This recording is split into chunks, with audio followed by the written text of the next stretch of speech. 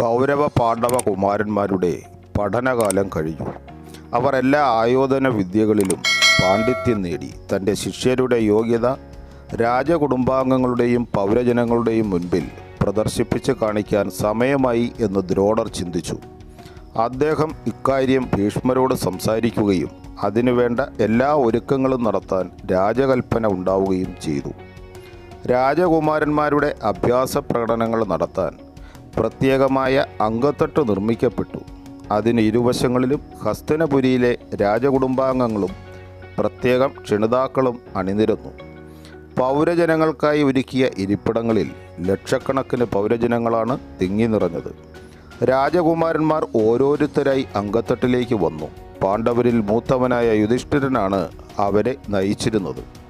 അവർ ദ്രോണരുടെയും മറ്റ് ആചാര്യന്മാരുടെയും അഭിവാദ്യം ചെയ്ത് വണങ്ങി. തുടർന്ന് രാജകുമാരന്മാർ അമ്പ്, വില്ല്, വാൾ, കുന്തം മുതലായ ആയുധങ്ങൾ കൊണ്ട് പല അത്ഭുത പ്രകടനങ്ങളും നടത്തി. അതിനുശേഷം ഗദായുദ്ധത്തിൽ വിദഗ്ധരായ ഭീമസേനനും ദുര്യോധനനും തമ്മിൽ ഗദ കൊണ്ട് ഒരു ദ്വന്ദ്വയുദ്ധം നടന്നു. കാണികളിൽ ചിലർ ഭീമൻ്റെ പക്ഷത്തും മറ്റു ചിലർ ദുര്യോധനൻ്റെ പക്ഷത്തും ചേർന്ന് ആർപ്പ് വിളിച്ചു. അന്യോന്യം മനസ്സിൽ വൈര്യം ഉണ്ടായിരുന്ന ഭീമനും ദുര്യോധനനും ഗദാപ്രകടനത്തിലപ്പുറം കാര്യമായി തന്നെ ആക്രമിച്ചു. എന്നാൽ ഈ ഘട്ടത്തിൽ ദ്രോണരുടെ നിർദ്ദേശപ്രകാരം അശ്വത്ഥാമാവ് ഇടപെട്ട് അവരെ പിന്തിരിപ്പിച്ചു. അടുത്തതായി അർജുനൻ്റെ ഊഴമായിരുന്നു. സ്വർണ്ണ കവചം ധരിച്ച് രംഗപ്രവേശം ചെയ്ത അർജുനനെ കണ്ട സദസ്യർ ആർപ്പ് വിളിച്ചു. അർജുനൻ ആചാരപ്രകാരം ആചാര്യന്മാരെ വണങ്ങി വില്ല് കയ്യിലെടുത്തു. കുന്തി സന്തോഷത്തോടെ തൻ്റെ മകനെ മനസ്സുകൊണ്ട് ആശീർവദിച്ച് ഗാന്ധാരിക്കരികിൽ ഇരുന്നു. പലവിധ അസ്ത്രപ്രയോഗത്താൽ അർജുനൻ കാണികളെ വിസ്മയിപ്പിച്ചു. വായവാസ്ത്രമെയ്ത് കൊടുങ്കാറ്റുണ്ടാക്കിയ അർജുനൻ ആഗ്നേയാസ്ത്രമയച്ച് തീയും വരുണാസ്ത്രമെയ്ത് മഴയും പെയ്യിച്ചു. കാണികൾ കരഘോഷത്താലും ആർപ്പുവിളികളാലും അന്തരീക്ഷം ശബ്ദമുഖരിതമാക്കി. വാദ്യഘോഷം മുഴങ്ങി. കുന്തി തൻ്റെ മകനെ ഓർത്ത് അഭിമാനിച്ചു. ധൃതരാഷ്ട്രരുടെ മനസ്സിൽ അസൂയ ഉണ്ടെങ്കിലും പുറമേ സന്തോഷം പ്രകടിപ്പിച്ചു. ദുര്യോധനന് കടുത്ത അസൂയയും അമർഷവും ഉണ്ടായി. ഈ സമയം പ്രവേശന കവാടത്തിൽ നിന്ന് ഇടിമുഴക്കം പോലൊരു ശബ്ദം ഏവരെയും ഞെട്ടിച്ചു. എല്ലാവരുടെയും ശ്രദ്ധ അങ്ങോട്ട് പോയി. ഒരു യുവാവിൻ്റെ വില്ലിൻ്റെ ഞാണൊലി ആയിരുന്നു അത്. ഒരു സിംഹത്തെ പോലെ അയാൾ അങ്കത്തട്ടിലേക്ക് നടന്നെടുത്തു. സൂര്യ തേജസ്സോടുകൂടി അയാൾക്ക് വെട്ടിത്തിളങ്ങുന്ന കവചലവും വൈഡൂര്യം പോലെ തിളക്കമുള്ള കുണ്ടലങ്ങളും ഉണ്ടായിരുന്നു. അയാൾ സഭാമധ്യത്തിൽ വന്നു നിന്ന് അർജുനൻ കാട്ടിയ അഭ്യാസങ്ങൾ മുഴുവൻ കാട്ടാൻ തനിക്ക് കഴിയുമെന്നും അതിന് അവസരം നൽകണമെന്നും ഉച്ചത്തിൽ വിളിച്ചു പറഞ്ഞു. ഇത് രാജകുടുംബാംഗങ്ങൾക്ക് മാത്രമുള്ള അങ്കത്തട്ടാണെന്ന് ആചാര്യന്മാർ പറഞ്ഞു. അങ്കത്തട്ട് പരാക്രമികൾക്കുള്ളതാണെന്ന് ആ യുവാവ് വാദിക്കുകയും അർജുനനെ പോരിന് വെല്ലുവിളിക്കുകയും ചെയ്തു. ഈ സമയം കൃപാചാര്യർ ചോദിച്ചു, രാജകുമാരനെ വെല്ലുവിളിക്കുന്ന നിന്റെ കുലം ഏതെന്നും നീ ആരാണെന്നും വെളിപ്പെടുത്തുക.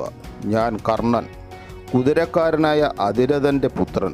രാധയാണ് മാതാവ്, അതുകൊണ്ട് രാധേയൻ എന്നും ഞാൻ അറിയപ്പെടും. കുതിരക്കാരൻ്റെ മകന് ചമ്മട്ടിയാണ് കൂടുതൽ ചേരുന്നതെന്ന് ഭീമൻ കർണനെ അധിക്ഷേപിച്ചു. അർജുനൻ്റെ പരാക്രമങ്ങളിൽ അസൂയയും അസ്വസ്ഥതയും ഉണ്ടായിരുന്ന ദുര്യോധനന് കർണൻ്റെ വരവ് സന്തോഷമുണ്ടാക്കി. ദുര്യോധനൻ കർണൻ്റെ പക്ഷം ചേർന്ന് വാദിച്ചു. മഹാന്മാരുടെ കുലം ആരും തിരക്കാറില്ലെന്നും കർണന് അർജുനനെ എതിരിടാൻ അവസരം കൊടുക്കണമെന്നും ദുര്യോധനൻ വാദിച്ചു. രാജകുമാരൻ അല്ലാത്ത കർണന് അർജുനനോട് ദ്വന്ദ്വയുദ്ധം നടത്താൻ സാധിക്കില്ലെന്ന് കൃപർ തീർത്തു പറഞ്ഞു. എന്നാൽ കർണനെ ഞാനിതാ അംഗരാജാവായി പ്രഖ്യാപിക്കുന്നു എന്ന് ദുര്യോധനൻ പറഞ്ഞു. ഈ സമയം ഗാന്ധാരിക്കരികിലിരുന്ന കുന്തി കവചകുണ്ടലധാരിയായ തൻ്റെ സീമന്തപുത്രനാണ് കർണൻ എന്ന് തിരിച്ചറിയുകയും അതീവ ദുഃഖിതയായി മോഹാലസ്യപ്പെട്ട് വീഴുകയും ചെയ്യുന്നു. അർജുനനെതിരെ ഉപയോഗിക്കാൻ കിട്ടിയ ഒരു ആയുധമായിട്ടാണ് ദുര്യോധനൻ കർണനെ കണ്ടത്. ദുര്യോധനൻ്റെ ഇടപെടലിൽ ഈ ഗൂഢലക്ഷ്യം ഉണ്ടായിരുന്നു. എന്നാൽ എല്ലാവരും അധിക്ഷേപിച്ചിടത്ത് വെച്ച് തനിക്ക് വേണ്ടി വാദിച്ച് ദുര്യോധനൻ തന്നെ അംഗരാജാവാക്കിയതിൽ കർണന് ദുര്യോധനോട് സ്നേഹവും ബഹുമാനവും തോന്നി.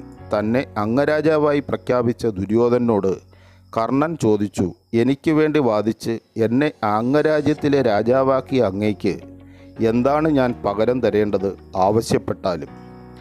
ആജന്മ മൈത്രി മതിയെന്നും ഇനിയുള്ള കാലം എൻ്റെ ആത്മമിത്രമായി എന്നോടൊപ്പം ഉണ്ടാവണമെന്നും ദുര്യോധനൻ പറഞ്ഞു.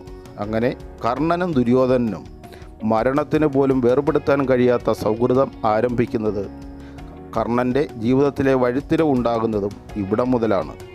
ധർമ്മിഷ്ഠനും സത്സ്വഭാവിയുമായ കർണൻ അധർമ്മിയായ ദുര്യോധനോട് സഖ്യമുണ്ടാക്കുക വഴി ദുര്യോധനൻ്റെ എല്ലാ അധർമ്മ പ്രവൃത്തികളെയും പിന്തുണയ്ക്കുകയും അതിൽ പങ്കാളിയാവുകയുമാണ് പിൽക്കാലത്ത് ചെയ്തത്.